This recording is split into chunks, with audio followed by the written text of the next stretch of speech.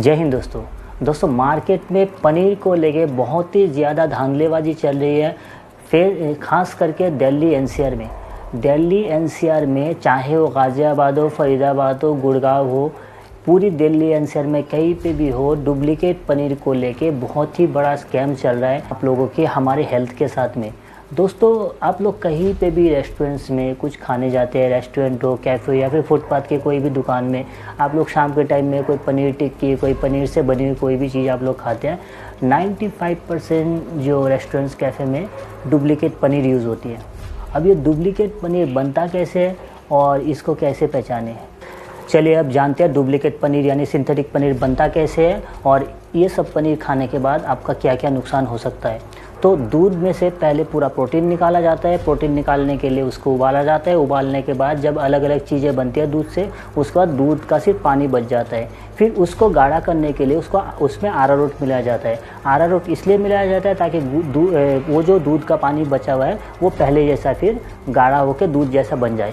फिर अरारोट मिलाने के बाद उसको धीमी आंच में गर्म किया जाता है। धीमी आंच में गर्म करने के बाद फिर उसे कपड़े में छाना जाता है।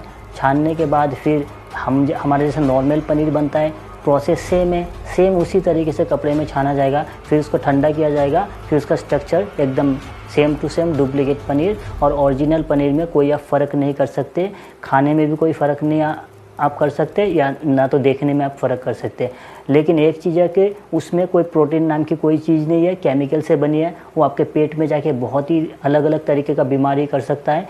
आप पता नहीं कर सकते कि आपके बीमारी किस चीज़ से हो रही है, लेकिन ये माइक्रो लेवल पे आपके पेट के अंदर जाके बहुत सारे इन्फेक्शन कर सकते हैं। उसमें से आपका जो कैंसर जैसी बीमारी भी हो सकती है।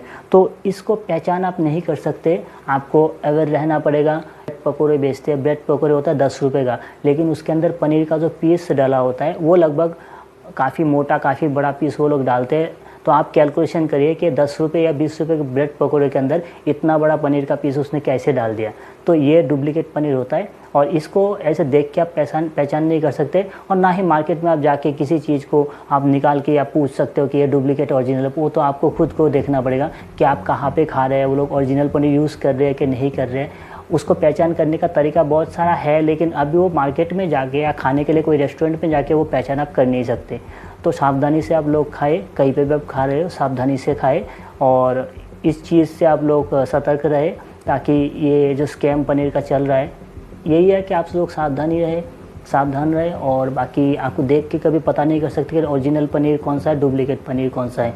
अगर घर में आप पनीर खरीद के लाते हैं तो उस केस में फार्मेसी में एक प्रोडक्ट मिलता है जिसको आयोडीन टिंचर बोलते हैं, जो हम लोग कहीं पे कटता है, कुछ एक्सीडेंट होता है तो हम लोग लगाते हैं, आयोडीन बोलते हैं। तो आयोडीन जब आप लोग आयोडीन वाला जो लिक्विड आप पनीर के ऊपर डालेंगे 2-3 ड्रॉप, तो जो डुप्लीकेट पनीर है वो पनीर ब्लैक हो जाएगा और जो ओरिजिनल पनीर है उसका कलर चेंज नहीं होगा। तो इस तरीके से पहचान कर सकते हैं। लेकिन मार्केट में आप लोग जब घूमने के लिए जाते हैं, कहीं खाने के लिए जाते हैं, ये चीज़ आप लोग वहाँ पे पहचान नहीं कर सकते।